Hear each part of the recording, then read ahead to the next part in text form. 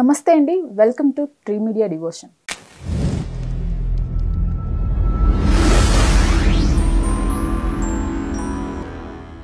ఈరోజు మనతో ప్రముఖ వాస్తు జ్యోతిష్య నిపుణులు ఆధ్యాత్మికవేత్త శ్రీ నానాజీ పట్నాయక్ గారు ఉన్నారు. నమస్తే సార్. శ్రీమాత్రే నమః. సార్, రీసెంట్గా న్యూస్ చూస్తున్నాం, డిప్యూటీ సీఎం పవన్ కళ్యాణ్ గారి పైన కొన్ని అటాక్స్ జరగబోతున్నాయి, అట్లనే ఆయన ప్రాణాలకి హాని ఉంది అని చెప్పి కూడా మనకు వార్తలు వస్తున్నాయి. స్టార్టింగ్లో ఎలక్షన్స్కి ముందు కూడా కూటమి ఏర్పడితే, కూటమి అనేది ఫామ్ అయితే ఆయన విజయం తథ్యం అని మీరే చెప్పడం జరిగింది. పర్సనల్ చార్ట్ ఒకటి చూసుకొని ఆ చార్ట్ ప్రకారం ఇట్లాంటివి ఏవైనా ఉంటే మనం అవి తెలుస్తాయా సార్ మనకి, ప్రమాదాలు కానీ, అలానే వాటికి ఏమన్నా రెమెడీస్ చేసుకోగలుగుతామా ఉంటే? మంచి ప్రశ్న వేశారమ్మా. ఇది ఏంటంటే మనం ఏదైనా ఒక జాతకం చెప్పేటప్పుడు జనాలకు ఉపయోగపడేలా కూడా ఉండాలి. అది మనం ఏంటంటే ఇందులో ఒక విషయం చెప్తూ ఇలాంటి విషయాలకు కనుక ఒకవేళ ఇప్పుడు పవన్ కళ్యాణ్ గారి కంటే హై లెవెల్లో అటాక్స్ ఇట్లాంటివి ఉంటాయి. నార్మల్ పబ్లిక్ ఏంటి, యాక్సిడెంట్స్, సడన్గా ఏదైనా జరగడం ఉంటుంది. అది కూడా ఇట్లాంటి కాంబినేషన్స్ వల్ల ఏర్పడతాయి. అదేమిటి అనేది చెప్తాను నేను. ఫస్ట్ ఎప్పుడైనా ఒక రూల్ ఉంటుంది ఆస్ట్రాలజీలో, thumb rule. It's very secret, ఇప్పుడు రివీల్ చేయబోతున్నా. ఏంటంటే అది రాహు అండ్ కేతు వాళ్ళ జాతకాల్లో ఉంటుంది కదా. ఆ రాహు అండ్ కేతు కనుక ఉన్నప్పుడు దాని మీదకి గోచార రాహుకేతువులు వస్తే ఒక ఈవెంట్, మంచి ఈవెంట్, ఒక జాగ్రత్త తీసుకోవాలని చెప్తుంది. సో ఇతని జన్మజాతకంలో రాహు ఈజ్ ఇన్ మీనరాశి, కేతు ఈజ్ ఇన్ తులారాశి. సో ఇక్కడికి ఇప్పుడు గోచారంలో కూడా రాహుకేతువులు అక్కడే ఉన్నారు. ఎవరి జన్మజాతకాలైన రాహుకేతుల మీదకి రాహుకేతువులు వచ్చారు అంటే జాగ్రత్తగా ఉండాలి. ఒక మంచి జరుగుతుంది, ఒక మంచి ఈవెంట్, ఇంట్లో ఒక శుభకార్యం జరుగుతుంది, లేదా ఒక మంచి ఈవెంట్ జరుగుతుంది, ఒక డిస్టర్బ్ కూడా అవుతారు. సో ఇది జాగ్రత్తగా ఉండాలి. అయితే ఎప్పుడైనా ఎవరికైనా జాతకం చెప్పేటప్పుడు ఫస్ట్ వాళ్ళు చేసేటువంటి దీక్షలు, లేకపోతే ఉపవాసాలు కావచ్చు, ఏదైనా పెద్ద హోమం చేసుకోవడం కావచ్చు, అవి ఏమైనా జరిగాయానో ప్యాటర్న్ చూడాలి. అంటే ఎలా అంటే ఇప్పుడు పైన ఒక ఎగ్జామ్ పేపర్ ఉందమ్మా, పైన 2-3 వరుసగా తప్పులు రాసేయడం, అన్ని తప్పులు రాయాలని రూల్ లేదు. కింద అన్నీ కరెక్ట్గా రాసాడు అనుకోండి, ఎక్స్ట్రా మార్క్స్ పడతాయి. అంటే చిన్న ఎగ్జాంపుల్ చెప్తున్నాను నేను మీకు.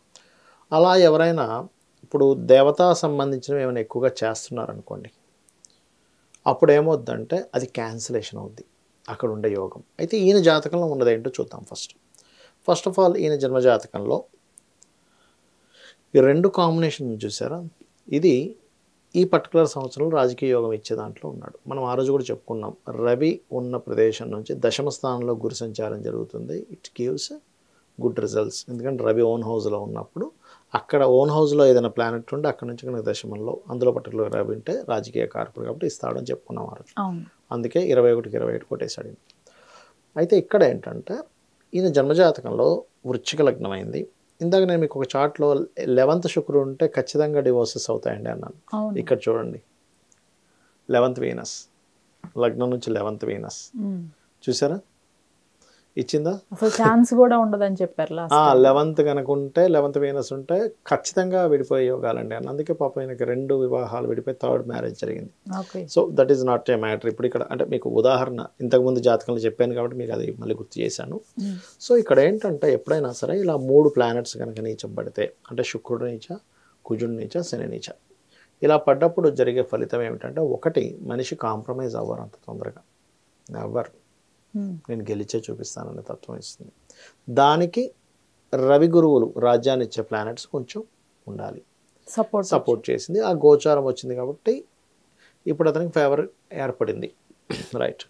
అయితే ఇక్కడ మనం మాట్లాడుకునే విషయం ఏంటంటే, అటాక్స్ ఏమైనా జరుగుతాయా, దానికి ఏదైనా కాంబినేషన్ నడుస్తుందా? రాహుకేతువులకి సేమ్ పొజిషన్లో రాహుకేతువులు వచ్చారు. సో ఛాన్స్ ఈజ్ దేర్, ఒక ముక్కలో చెప్పాలంటే. కాబట్టి చాలా జాగ్రత్తగా ఉండాలి. మరి జాగ్రత్తగా ఉండాలి అంటే ఇక్కడ రెమెడీస్ ఏం చేసుకోవాలి?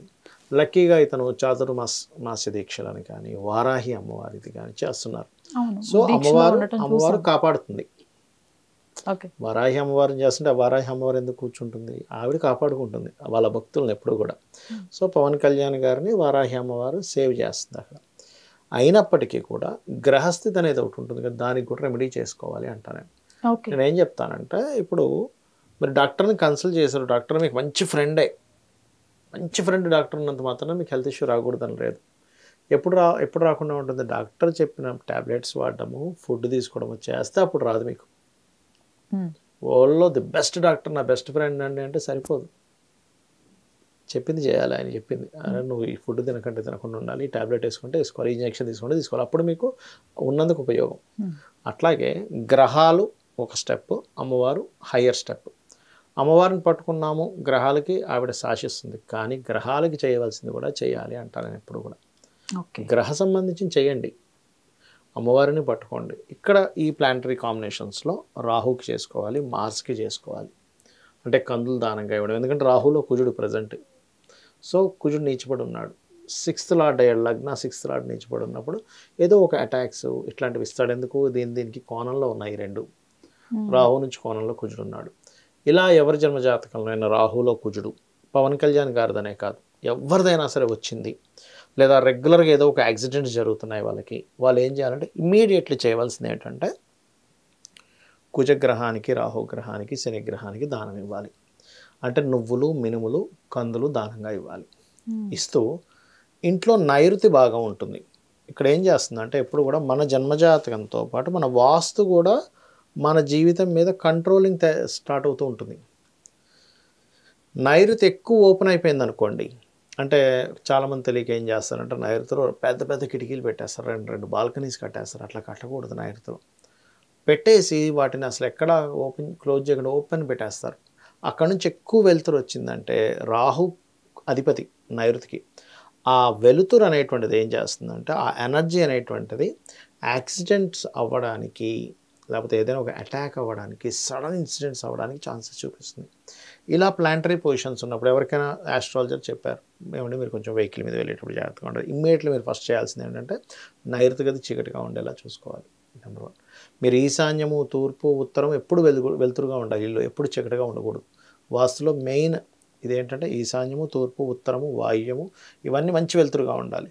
కానీ నైరుతి ఒకటి, కొంచెం వెస్ట్ ఒకటి, కొంచెం మెయిన్గా నైరుతి గది. ఒకప్పుడు పాతకాలంలో మనకి నైరుతిలో ఒక గది కట్టి దాన్ని చీకటిగా ఉంచేవారు, చీకటి గది పెట్టేవారు ప్రత్యేకంగా. బికాజ్ ఆఫ్ అప్పుడే వాళ్ళకి పితృదేవతల అనుగ్రహం కలుగుతుంది, ఇంట్లో ఉండే వాళ్ళకి స్కిల్స్ పెరుగుతాయి, భార్యాభర్తల మధ్య డిస్టర్బెన్సెస్ ఉండవు, ఇట్లాంటివన్నీ అనమాట. యాక్సిడెంట్స్ అవ్వవు, ఆకస్మిక సంఘటనలు జరగవు అని ఇవి పర్టికులర్గా తెలుసుకోవాలి. సో ఇతని జాతకంలో ఇప్పుడు అటువంటి ఛాన్సెస్ ఉన్నాయంటే ఉన్నాయని చెప్పాలి, కానీ అమ్మవారు ఇచ్చేస్తున్నందుకు సేవ్ అవుతారని చెప్పాలి. బికాజ్ ఆఫ్ ఈ రెండు కాంబినేషన్ ఒక్కొక్క జాతకంలో ఒక్కొక్క ప్లానటరీ కాంబినేషన్ ఒక్కొక్క ఫలితాలను ఇస్తుంది. దాంతోపాటు మీరు చేసేటువంటి పూజలు కానివ్వండి, అమ్మవారిని పట్టుకోవడం కానివ్వండి, గ్రహ ఆరాధన కానివ్వండి, ఆస్ట్రాలజీ అనేది భయపెట్టడానికో భయపడడానికో కాదు, మనం రూట్ తెలుసుకోవడానికి. ఇప్పుడు ఇలా ఉంది, దీనికి ఏం చేయాలి? ఒక రూట్ తప్పిపోయామమ్మా, మనం ఏం చేస్తాం, వెంటనే గూగుల్ చేస్తాం, నేను ఇప్పుడు ఎక్కడికి వెళ్ళాలి ఎలాగంటే అది రూట్ చూపిస్తుంది, వెళ్ళిపోతాం పట్టుకొని. అట్లా రూట్ తెలుసుకోవడానికి ఆస్ట్రాలజీ. కాబట్టి కొంచెం కేర్గా ఉంటూ ఈ దానాలు ఇచ్చుకున్నట్లయితే పవన్ కళ్యాణ్ గారికి ఇబ్బంది అనేటువంటిది ఉండదు. ధన్యవాదాలు సార్. శ్రీమాత్రే నమః.